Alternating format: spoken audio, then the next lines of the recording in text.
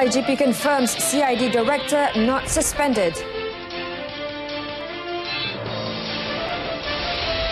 Chong Wei ready to face Lin Dan for the 40th time.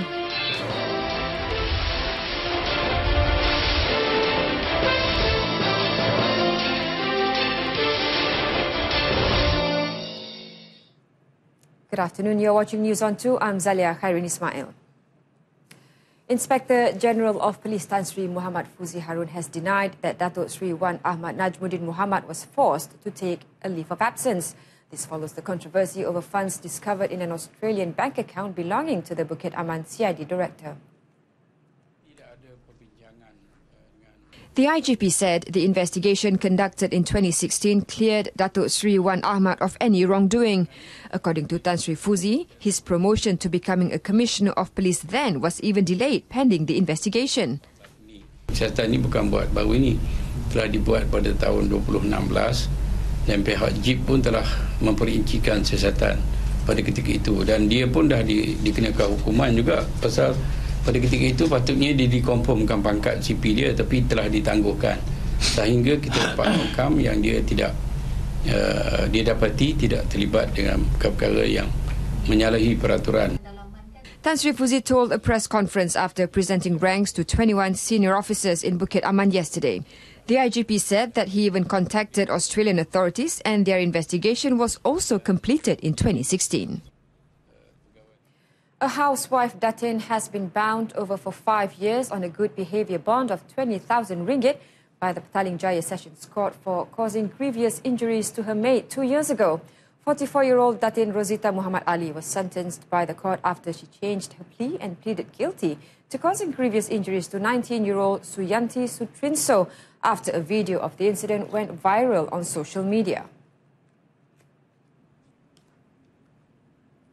During the incident, the accused used a kitchen knife, a clothes hanger, a steel mop and an umbrella, causing multiple injuries to the victim's head, hands, legs and internal organs.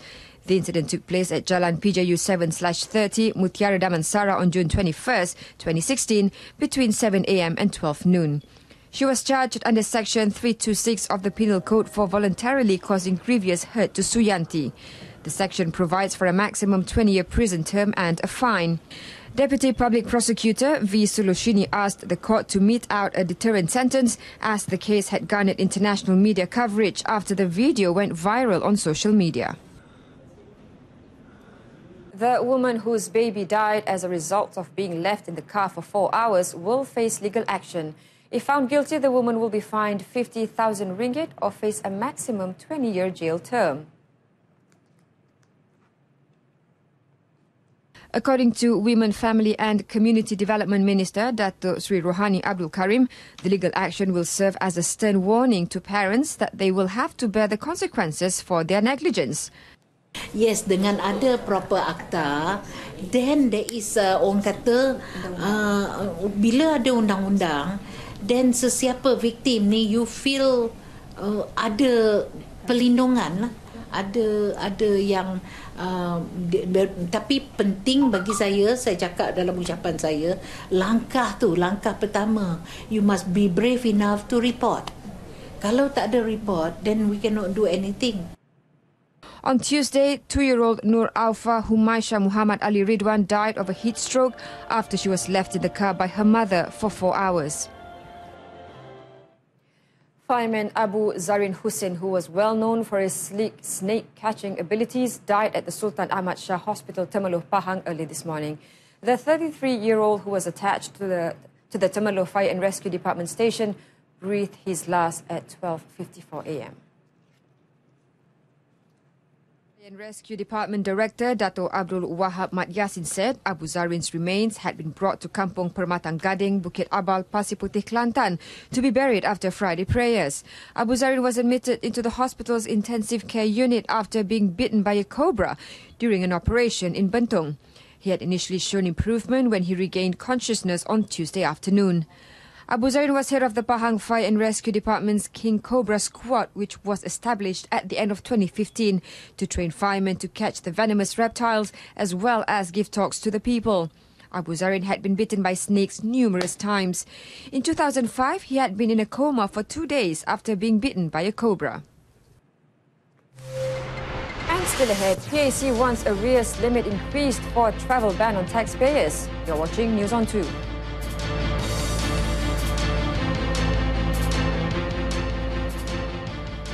The ringgit is expected to surge to 3.8 against the US dollar soon. Prime Minister Datuk Sri Najib Tun Razak said his optimism emanated from positive indicators like the nation's strong economic performance as well as the country's export value of more than 80 billion ringgit in the first quarter of this year. Ringgit dropped slightly to 3.9 from 3.89 against the US dollar on Wednesday. In terms of currency value, the Prime Minister said ringgit is among the best performing currencies as several months ago the ringgit had weakened to 4.49. Speaking in Ipoh Perak yesterday, Datuk Sri Najib described the rating information of 3 international bodies, Fitch, Moody's and Standard & Poor's, on the government administrative capability recently as not an ordinary recognition. He said the 3 international rating agencies had visited the country to carry out an in-depth study in terms of facts and figures before affirming Malaysia's rating at A. The Public Accounts Committee PAC has recommended that the government increase the tax arrears limit to 10,000 ringgit for individual taxpayers before being prohibited from travelling overseas by the Inland Revenue Board IRB. In a statement issued after tabling the PAC report on the issue in Dewan Rakyat yesterday, PAC Chairman Datuk Sri Hassan Arifin said the committee felt that the current limit of 2,000 ringgit was not suitable. The PAC feels that the tax arrears limit of 2,000 ringgit imposed by the IRB on individuals to restrict them from travelling abroad is not suitable to current economic conditions. The PAC also recommended that the tax arrears limit for companies be increased to 50,000 ringgit. Datuk Sri Hassan added that before the restriction was imposed, the IRB must make sure that the notice of tax arrears be sent to the individual or company as practiced by the Civil Service Department. The PAC held a proceedings meeting on the issue on March 27, 2017, after the findings of the Auditor General's Report 2015 Series 2 was tabled in Parliament on November 21, 2016. The Securities Commission SC and Bank Negara have established the Brokerage Industry Digitisation Group, or BRIDGE, a joint working group between the regulators and industry to accelerate digitisation of the stockbroking industry. The announcement was made at the launch of the SC Annual Report 2017 yesterday. BRIDGE aims to accelerate the digitisation of the brokerage industry to enhance operational efficiencies and service standards. The group will encompass the SC, Bank Negara and the industry participants, including the brokers and banking institutions. The SC and the Central Bank share a common aim to drive digitisation within the Malaysian financial industry. There are opportunities to innovate across the intermediation value chain and reduce costs in both the brokerage and banking sectors. Therefore, it is important for the regulators to collaborate with industry to create greater value for the customers as well as for the long-term development of the market. The National Registration Department, or NRD, and non-governmental organisations, NGOs, must work together to speed up the process of registering children who have yet to be registered. In stressing this, Deputy Prime Minister Datuk Sri Dr. Ahmad Zahid Hamidi said children should not become the victims of parents who did not register their children due to problems they were facing. Datuk Sri Dr. Ahmad Zahid, who is also the Home Minister, said he had empowered State Education Department directors to cooperate with all parties concerned in efforts to speed up the registration process for these children. There are currently about 2,400 children who do not have any self-identification document. Meanwhile, the Deputy Prime Minister said the transformation carried out by the NRD in issuing the identity card was the best and received world recognition. Kita harus mengakui realiti. Yang baik tetap baik, yang tidak baik kita perbaiki. Inilah konsepnya. Minda kita harus terbuka. Kita harus berlapang dada untuk menerima. Ya, kita boleh berbeza pendapat. Ya, kita boleh meraihkan perbezaan pendapat. Namun kita harus mendakapi realiti. Speaking in Kepala Batas Pulau Pinang, Datuk Sri Dr. Ahmad Zaid said that the transformation has so far demonstrated a very encouraging achievement as the department could produce the identity card within a short time frame. In a separate development, Datuk Sri Dr. Ahmad Zaid has announced a total of 246 million ringgit in allocation for various development projects in Kulim and Bandar Baharu, Kedah. They include the construction of Bandar Baru Sports Community Complex, Sungai Seluang Kedah Agro Project, upgrading of the Kulim Hospital Intensive Care Unit and Surgery Rooms, plus the sanitary landfill in Padang Cina Kulim. The Deputy Prime Minister Zahid also announced an additional 5 million ringgit in allocation for Masjid Saidina Abu Bakar.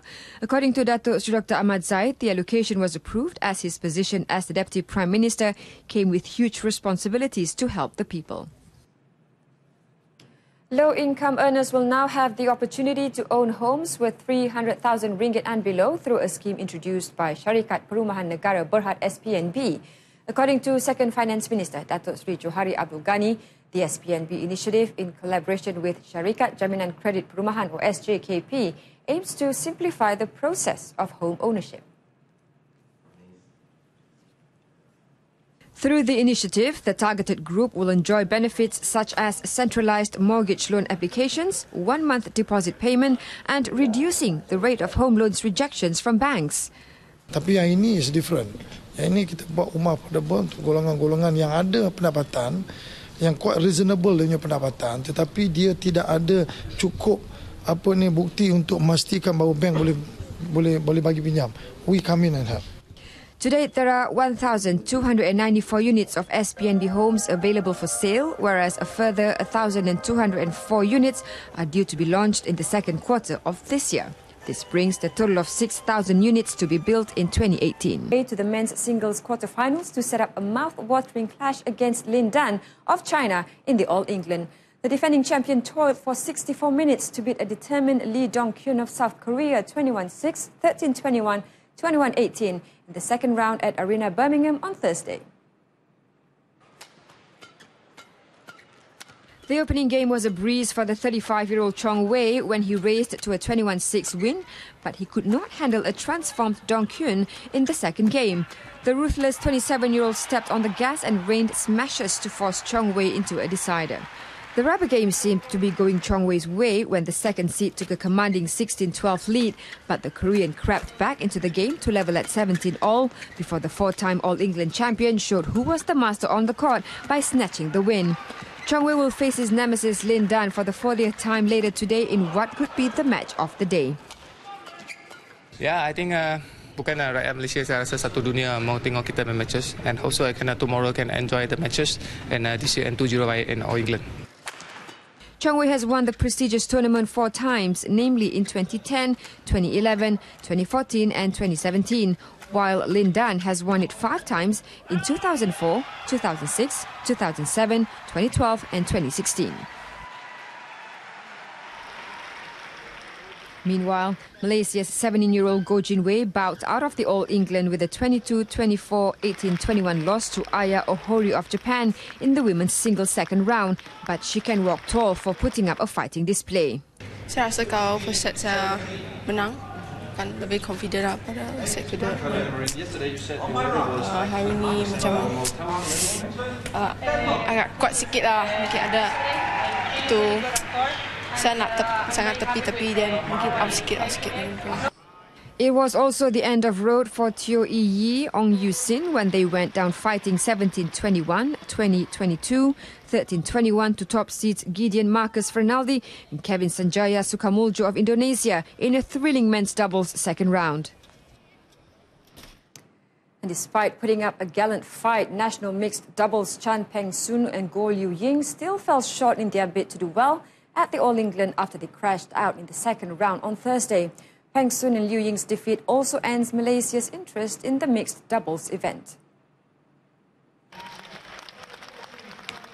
The 2016 Rio Olympic Games silver medalists took the game to China's Zhang Nan Li Yinhui, but it was not enough to stop the 8 seeds from chalking up a 24-22, 22-20 win. Peng Sun Liu Ying had big dreams to do well in Europe, but following their second consecutive early round exit in 2 weeks, much needs to be done ahead of their challenge at the Gold Coast Commonwealth Games next month. And last week, Peng Sun Liu Ying was sent packing in the opening round of the German Open in Mulheim. And that concludes this afternoon's edition of News on 2. In our top story, Datuk Lee Chong Wei to face his nemesis Lin Dan for the 4th time later, today in what could be the All England's match of the day. News on 2 will be back tonight at 7 p.m. Until then, I'm Zalia Karni Ismail. Thanks for watching and have a pleasant day ahead.